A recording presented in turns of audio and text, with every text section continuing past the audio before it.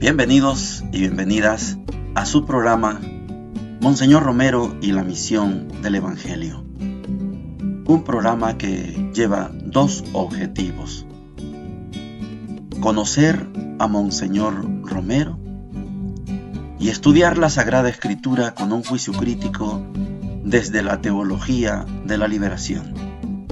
Cada día tendremos un encuentro con Monseñor Romero y con el Dios de Jesús.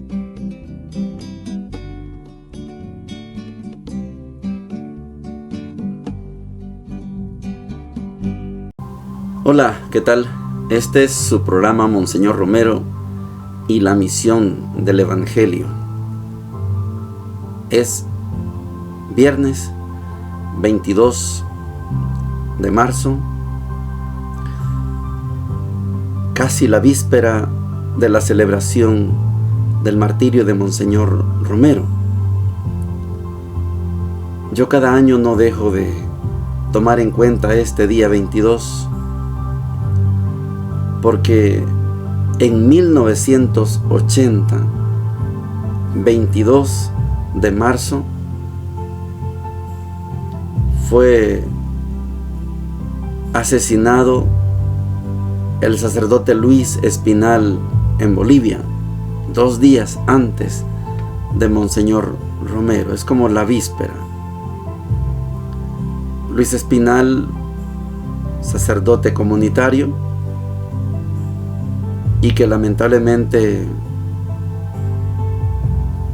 por la traición y por el régimen de represión que vivía Bolivia, fue asesinado. Me alegra mucho que ya esté caminando el triduo de la Fundación Monseñor Romero en el Hospitalito La Divina Providencia. Qué bueno. Y yo sé que hoy, mañana y pasado hay bastantes actividades, gracias a Dios, bastantes actividades que esperamos sea todo un éxito. En la primera parte de hoy, en este segmento del diario de Monseñor Romero, vamos a tener densidad porque hay bastante tema. Voy a destacar algunos, no voy a poder destacarlos todos. Resulta que ya se da la primera reunión del Consejo Ejecutivo. ¿Se acuerda aquella figura del secretariado de pastoral?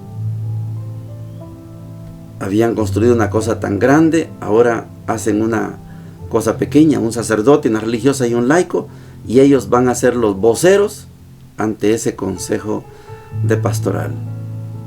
Muy bonita manera de representarse y de representar, porque la pastoral de la arquidiócesis debe recoger los elementos de las diversas comunidades, de los diferentes movimientos. Monseñor también tiene una entrevista, le llama a él, con los encuentros conyugales. Cuando hemos hablado de que en las parroquias existen movimientos pastorales, movimientos laicales, este es uno: encuentros conyugales. Está Cursillo de Cristiandad, Apostolado de la Oración, Legión de María. Hay una cantidad de movimientos pastorales o movimientos laicales. Y en las parroquias también debe haber comunidades eclesiales de base. Son completamente diferentes las dos líneas. Una es, en este caso, encuentros conyugales, solo parejas. La Legión de María, algunas son para señoras casadas y otras son para señoritas. Legión de María para casadas, Legión de María solo para señoritas. El apostolado de la oración es diverso, pero igual son personas individuales. Las comunidades eclesiales de base procuran ser reuniones de familias. Papá, mamá, abuelos, nietos, hijos, de familias. Este es el sentido de la comunidad eclesial de base. Pues Monseñor se reúne con encuentros conyugales y los atiende para ver cómo van avanzando y también qué retrocesos pueden experimentar. Hay una visita de una periodista norteamericana, la señala Monseñor Romero, que traía un paquete de firmas de Francia como solidaridad con el trabajo de la arquidiócesis. Después Monseñor tiene un almuerzo con el periodista Jorge Pinto. Para los que ya dominan este nombre, Jorge Pinto,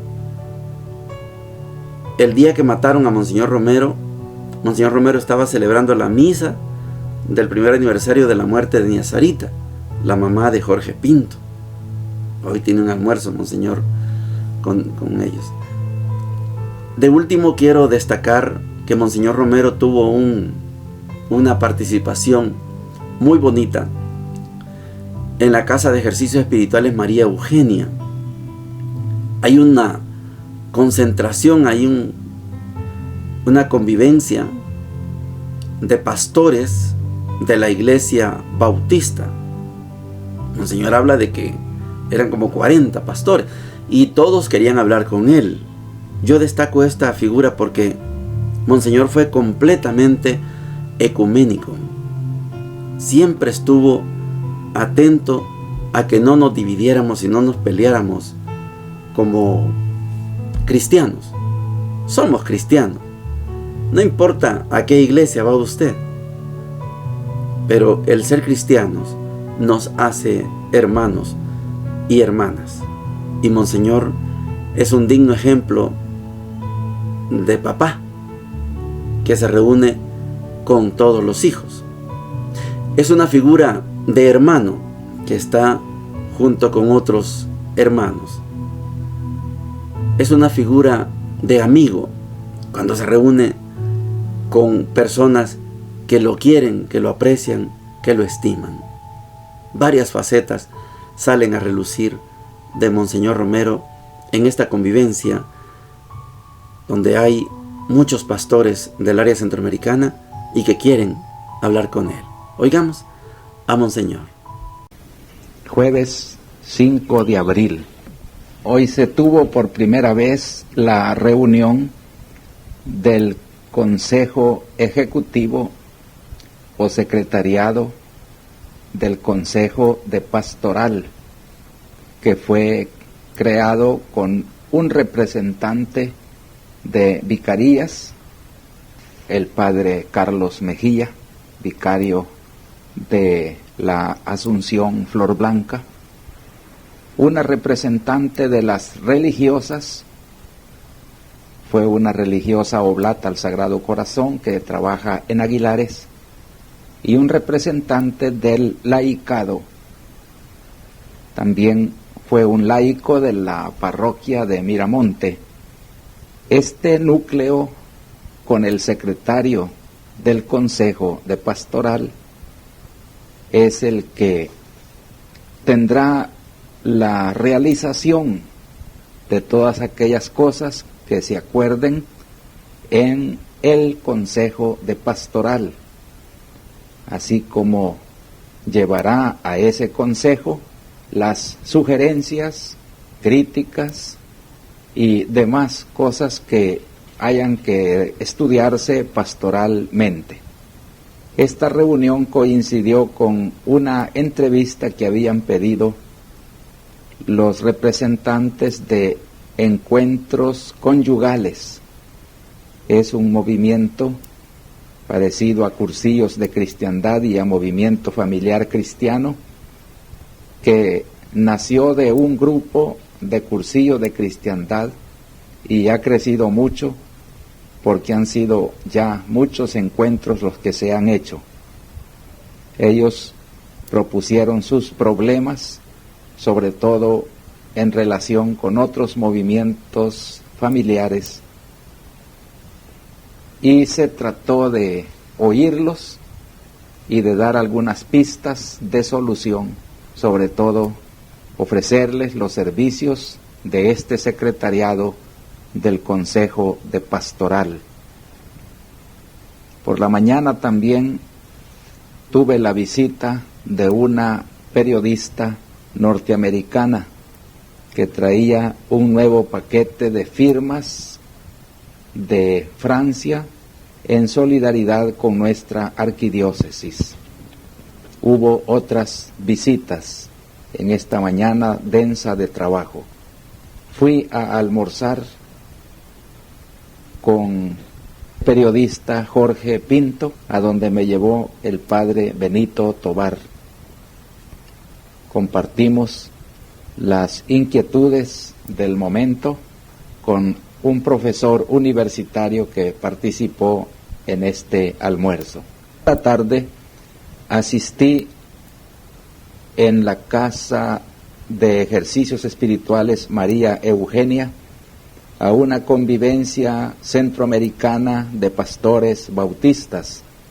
Unos 40 pastores deseaban verme y conversar conmigo sobre problemas cristianos evangélicos de nuestra área centroamericana.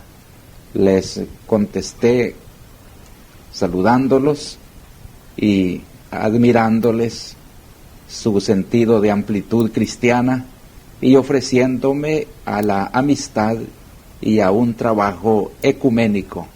El diálogo que surgió con ellos fue muy interesante. Se tocaron varios temas de la realidad centroamericana y del compromiso que los cristianos que creemos en el Evangelio debemos asumir en estas situaciones y realidades. No pude asistir a la reunión que había concertado con el señor Mason, pero fueron Monseñor Urioste y el padre Ernesto Ábrego, donde cenaron y platicaron con estos empresarios jóvenes de la situación del país. Mi ausencia parece que atrasó una iniciativa que quieren tratar en una próxima reunión conmigo. Llegamos a la sección de la palabra de Dios. Son los últimos momentos de Jesús en esas discusiones que se dan en el templo y que nos lo presenta el Evangelio de Juan. Se hace un paralelismo con la suerte de otros personajes, los profetas. Por eso hoy vamos a leer como primera lectura al profeta Jeremías, capítulo 20, versículos del 10 al 13, y dice lo siguiente: Oía la acusación de la gente, pavor en torno, delátenlo, vamos a delatarlo. Mis amigos acechaban mis traspiés, a ver si engañado lo sometemos y podemos vengarnos de él. Pero el Señor es mi fuerte defensor. Me persiguen, pero tropiezan impotentes. Acabarán avergonzados de su fracaso, con sonrojo eterno que no se olvidará. Señor del universo, que examinas al honrado y sondeas las entrañas y el corazón, que yo vea tu venganza sobre ellos, pues te he encomendado mi causa. Canten al Señor, alaben al Señor, que libera la vida del pobre de las manos de gente perversa. Palabra de Dios, te alabamos, Señor. ¿Qué ha hecho de malo Jeremías? Jeremías es un profeta, y el profeta solo dice lo que Dios le manda decir. Oye, rey, dice Dios, oráculo del Señor. El profeta no inventa. El profeta solo transmite la voluntad de Dios. Cuando usted escucha hablar de la palabra profeta, sepa que profeta es la persona que está dispuesta a tres cosas: anunciar lo que Dios quiere, denunciar lo que Dios no quiere y estar dispuesto a dar su vida por eso que anuncia y por eso que denuncia. Este es un profeta. Jeremías solo está transmitiendo lo que Dios le manda decir al pueblo y a sus gobernantes. El profeta Jeremías, cuando hay algo que no es acorde a lo que Dios quiere, dice: eso no lo quiere Dios. Y por anunciar y por denunciar hay que estar dispuestos a dar la vida. Este es el profeta. Por eso cuando hablamos de Monseñor Romero, sí está bien que sea un santo. Gracias, Vaticano, porque ya lo hicieron santo, sí. Pero ¿cuándo la iglesia va a saber reconocer que Monseñor Romero es un profeta? ¿Del tamaño de Juan Bautista? ¿Del tamaño de Jeremías, de Isaías, de Amós, de Oseas? John Sobrino dice de Ezequiel. Parecido a Ezequiel, pero no tengo el texto. Parecido al profeta Ezequiel. Del tamaño de cualquiera de los profetas. Monseñor Romero nunca dio a conocer la palabra de él como Monseñor Romero, no. Siempre habló en nombre de Dios. Señaló lo que Dios quería, señaló lo que no quería Dios. Y por eso los injustos se mancharon las manos con la sangre de Monseñor Romero. Y ahí andan todavía varios de los nombres que han quedado en la investigación. Ahí andan, pululando, ahí andan. El profeta Jeremías se vuelve prefigura, se vuelve como el aviso de lo que le va a pasar a Jesús. Y es que Jesús también asumió la actitud de un profeta. Jesús es más que un profeta, lógicamente. Pero asumió precisamente ese gran trabajo: anunciar lo que Dios quiere, denunciar lo que Dios no quiere y estar dispuesto a dar su vida. Leamos el Evangelio y estas palabras que les estoy diciendo las vamos a comprender mucho más al leer a San Juan capítulo 10 versículos 31 al 42. Y dice lo siguiente: los judíos tomaron piedras para apedrearlo. Entonces Jesús dijo: les hice ver muchas obras buenas que vienen del Padre. ¿Por cuál de ellas me quieren apedrear? Los judíos le respondieron: no queremos apedrearte por ninguna obra buena, sino porque blasfemas, ya que, siendo hombre, te haces Dios. Jesús les respondió: ¿no está escrito en la ley? Yo dije, ¿ustedes son dioses? Si la ley llama dioses a los que Dios dirigió su palabra y la escritura no puede ser anulada, ¿cómo dicen, tú blasfemas, a quien el Padre santificó y envió al mundo, porque dijo, yo soy hijo de Dios? Si no hago las obras de mi Padre, no me crean, pero si las hago, crean en las obras, aunque no me crean a mí. Así reconocerán y sabrán que el Padre está en mí y yo en él. Ellos intentaron detenerlo, pero él se les escapó de las manos. Jesús volvió a ir al otro lado del Jordán, al lugar donde Juan había bautizado, y se quedó ahí. Muchos fueron a verlo, y la gente decía: Juan no ha hecho ningún signo, pero todo lo que dijo de este hombre era verdad. Y en ese lugar muchos creyeron en él. Palabra del Señor. Gloria y honor a ti, Señor Jesús. Es un tremendo paquete lo que estamos leyendo del Evangelio de Juan. La ley de Moisés es imperfecta. Estos enemigos de Jesús son imperfectos. Ellos tienen una concepción de Dios, y cuando llega una nueva, no son capaces de renunciar, de modificar, de enriquecer la visión que tienen de Dios.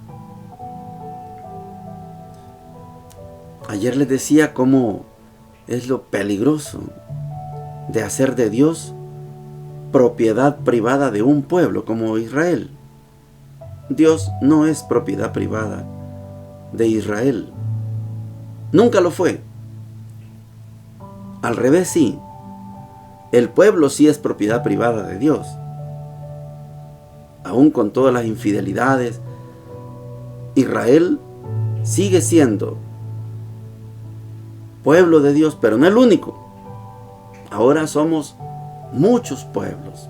Esa concepción de Dios, que Dios es mío, Dios es nuestro para Israel, y nuestro Dios es mejor que todos los dioses, esa concepción debió ser enriquecida con la presencia de Jesús, y no pasó, no sucedió. Y les decía que esta ley de Moisés es imperfecta. ¿Se acuerda de la mujer que fue encontrada en flagrante adulterio? Estaban en el acto, pues, flagrante adulterio. La ley de Moisés dice que hay que apedrear a esa mujer. La ley de Moisés es imperfecta porque incluye la pena de muerte. Hay que apedrear a una mujer que la encuentren en flagrante adulterio. Hay que apedrear al que blasfema, y ahí está Jesús. Ellos creen que Jesús está blasfemando. Es que tú te haces pasar por Dios, hijo de Dios, y eres una criatura. Ese concepto de Dios que tenía el Sanedrín no lo quisieron enriquecer. No estuvieron dispuestos a ampliar su mundo. Prefirieron quedarse con su mundito, con su conceptito, con su concepcioncita. No quisieron ampliar. ¿Por cuál de las obras buenas que he hecho me quieren apedrear? No te queremos apedrear por la obra buena, sino porque blasfemas. Y al final, a Jesús lo matan como un blasfemo. Ha dicho que Él es hijo de Dios. Se rasgan las vestiduras y a la cruz. Es feo cuando usted y yo nos encontramos con personas que no permiten que usted les amplíe su conocimiento, su horizonte. Es feo. Y qué bonito es cuando uno encuentra personas que, aunque no sean de mi iglesia a la que yo voy, y nos sentamos y platicamos, y después cada uno sigue en su mundo de iglesia. En el año 94 fuimos 3 seminaristas y un sacerdote, Marcos Martínez, Flavio Pereira, el padre Carlos Caballero y yo. Fuimos a hacer una misión en la costa atlántica de Nicaragua, en condiciones paupérrimas, donde la gente se moría increíblemente porque no tenía $2 para una inyección que le salvara de la malaria. El puesto de salud, ni una Mejoral, ni una aspirina, los estantes vacíos. Pero había medicina en la tienda.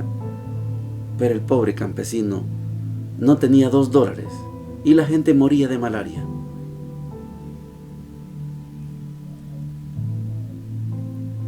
Ayudamos con lo poquito que teníamos de dinero, pero varios se salvaron porque fuimos a la tienda y pusimos las inyecciones y esa gente al siguiente día estaban bien.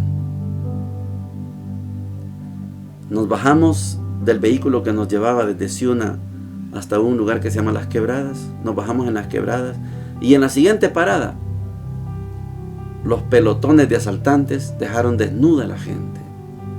Por una parada nos salvamos nosotros.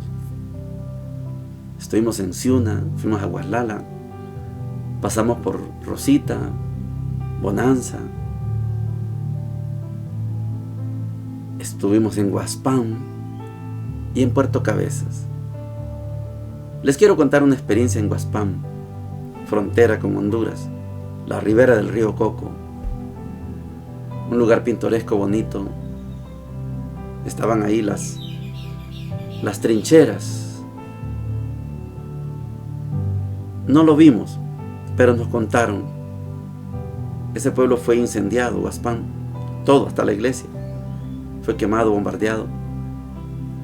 Y en la trinchera, a la orilla del río, una señora nos contaba, Wim se llamaba la señora, que recogió 10 quintales de huesos. Ahí habían quedado montones de cadáveres del ejército sandinista.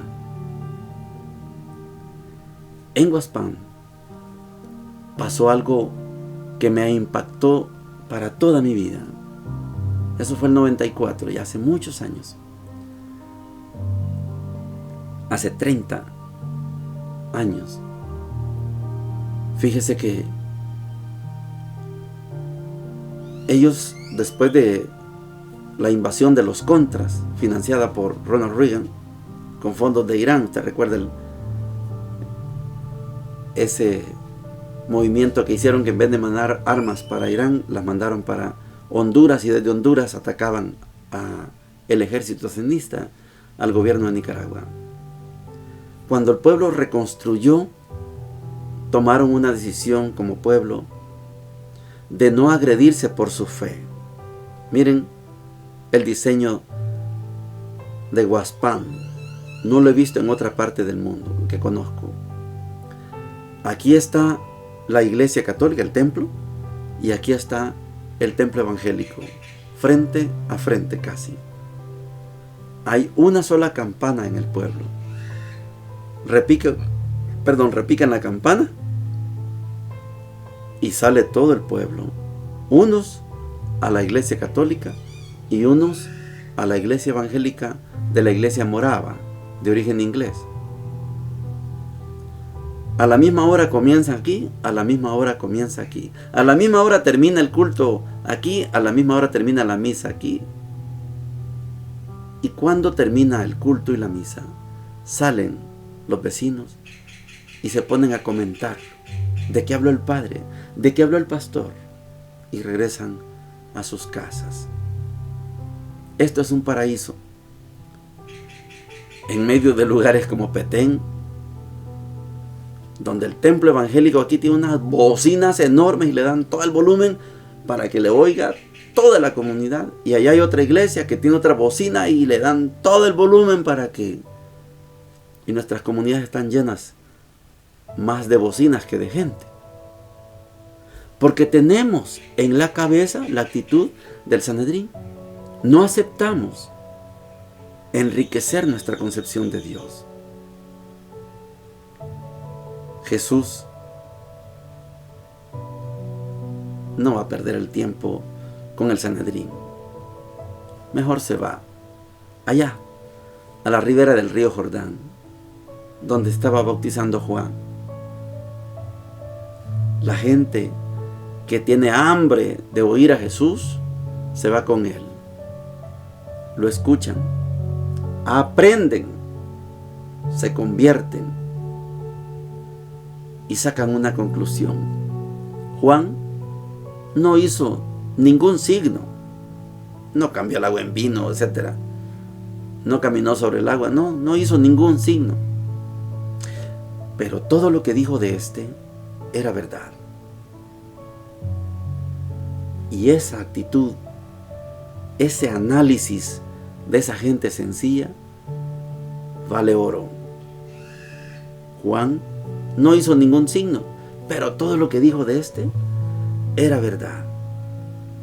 Aquí hay humildad, allá en el Sanedrín hay orgullo, hay cerrazón, hay odio.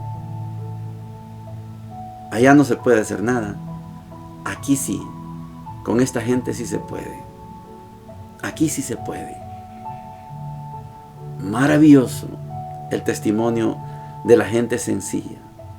Se fueron al Jordán. Allá escucharon a Jesús.